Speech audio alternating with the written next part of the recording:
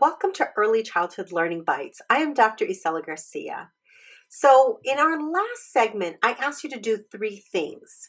Notice children's emotional experiences, notice children's social experiences, and if a child says or does something, notice your reaction and your thoughts about it. If you didn't get a chance to watch that video, be sure to do that. Go subscribe to our YouTube station, our YouTube channel, and you'll be able to see it right there. Each one of us comes to this work with young children and families with different set of life experiences. Our culture, race, ethnicity, who we grew up with, what our early relationships were like, the influence of our communities, our gender, our sexual identity, our religion or spirituality, all of those things influence how we are treated by the world, how we experience the world, and how we make sense of all of those experiences. We all observe every situation through our own set of lenses. And what I see and experience may be different than what you see and experience. And what you believe about the world is going to be based on your own lived experience. And what you value, what you hold most important to you is also based on who you are and your life experiences. Now, let's talk a little bit about children. When we're observing them, we're actually looking through our own personal lenses. So we're making sense of what we're observing based on who we are. This is why the practice of noticing is so critically important. When we notice, we pay close attention.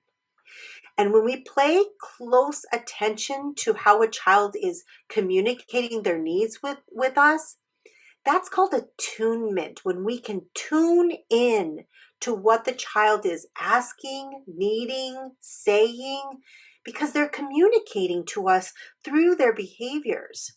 Now, this makes sense with infants, right? When a baby cries in a particular way, we go, oh, this is what the baby needs, and we respond accordingly.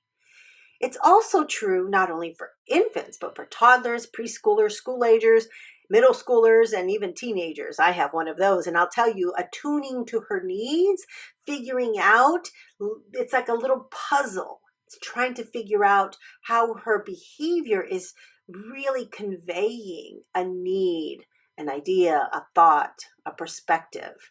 And that tuning in is such a critical part of being able to meet children's needs.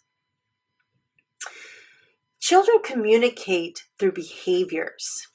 And I'll tell you, the ones that we perceive as positive or the ones that we are totally okay with, like, we're good with that, right? And then they're the ones that are not so positive, the ones we want to eliminate or get rid of or stop, right?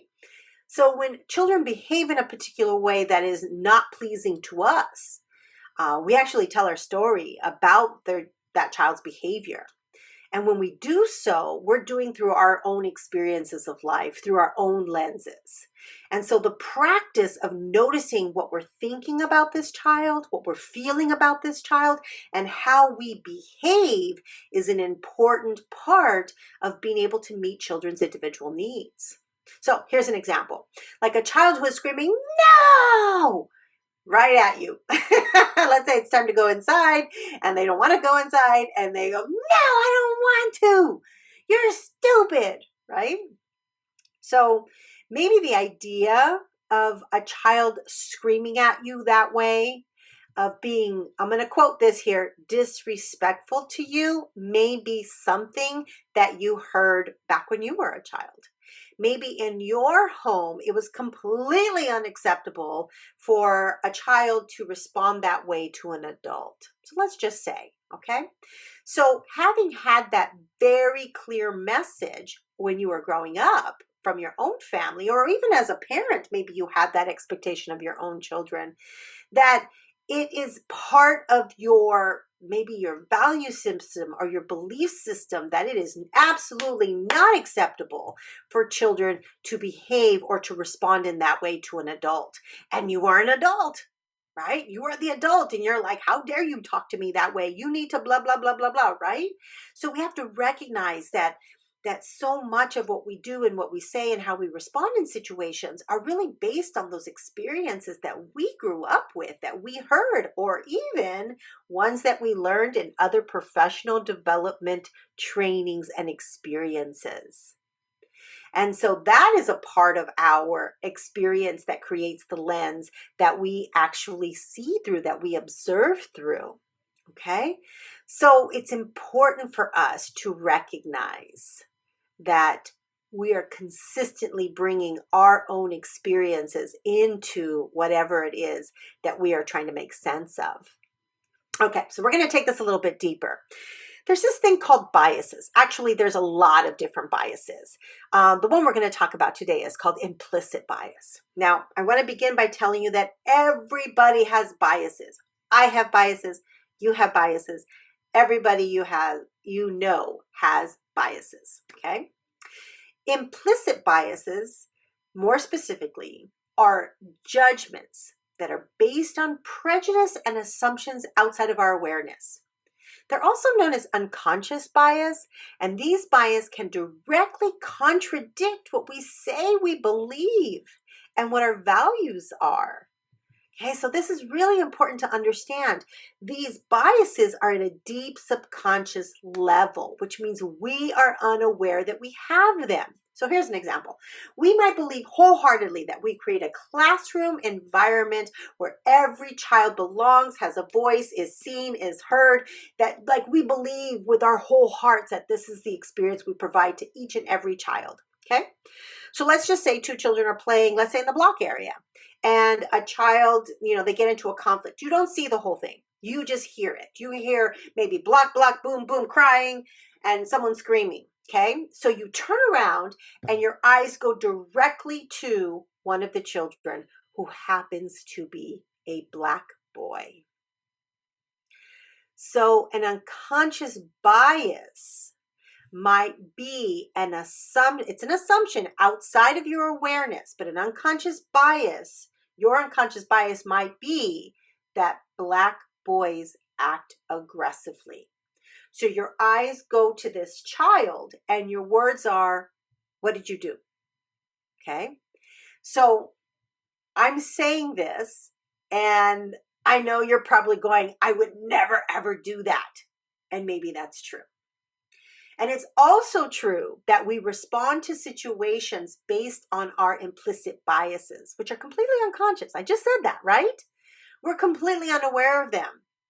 And so when we react or even when we respond, that part within us, these biases and even our values and our beliefs and all of these things that we have experienced in life actually come to surface. And sometimes we're completely unaware that we have responded that way or that we are responding from a place of bias.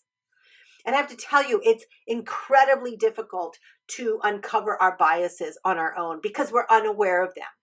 And so it's super important for us to connect with other colleagues who are wanting to start to unearth and uncover these biases that get in the way of us supporting each and every child as individuals and amazing human beings. Okay? So here's some suggestions that I'm going to give you.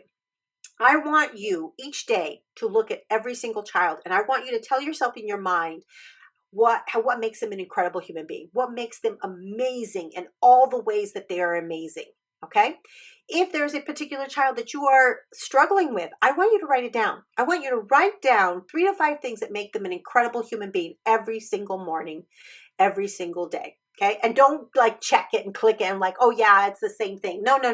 Rewrite it, because I want you in your mind that when you're looking at this particular child, you see the amazingness that they are. Give them permission to feel what it is they're feeling. Let them feel all of those emotions.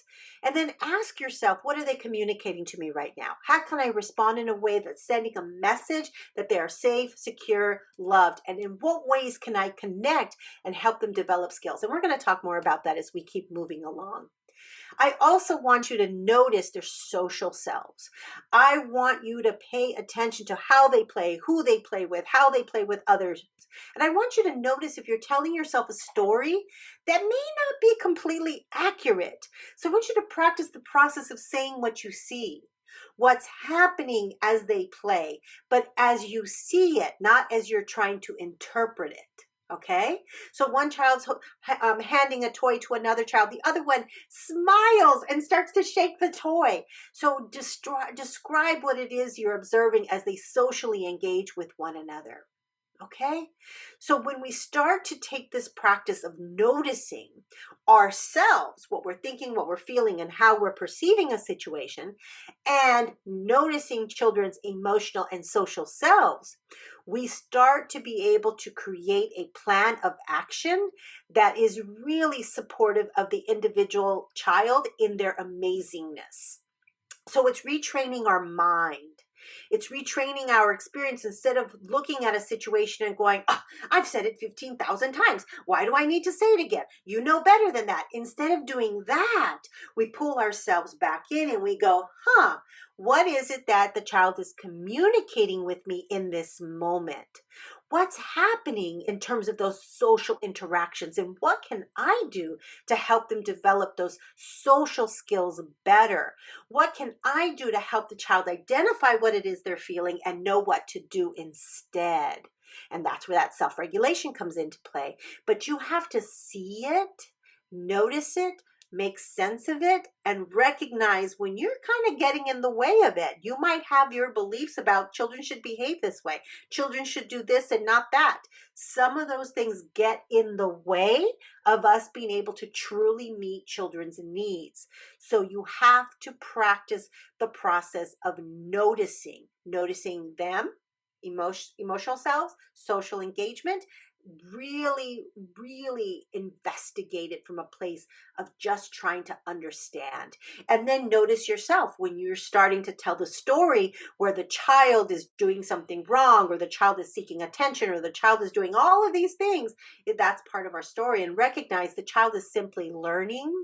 The child is simply doing the best he or she can do.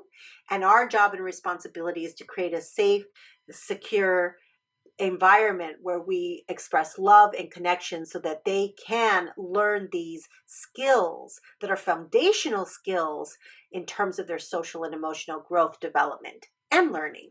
Okay, so I'm dropping a link in the description below if you want a better understanding of how biases are formed in the brain. It's actually a brain thing, not just a decision that we make. So it's a brain thing, and it's really super fascinating. So take a moment to take a look at that link. I'm also dropping a couple others that I think might even be of interest to you if you want to know more about that. So what I'd like for you to do is just jot these things down. Okay, don't just go, I'll remember this, but jot it down. Begin to notice, again, children's emotional selves, their social selves, how they're responding to different circumstances, how they're even conveying their emotions. Just notice it, right? And then I want you to ask yourself, what is the story I'm telling about this situation? How is my personal life experience, my lens, actually influencing how I perceive whatever is happening in front of me, how I'm perceiving the child, how I'm perceiving the interaction, how I'm perceiving the experience, okay? And then I want you to think about, what can I do? What can I do to ensure that the child feels safe, secure, and they feel love and connection so that we can start to develop the skills that they need in order to grow, learn, and develop, okay? So I'll see you next time.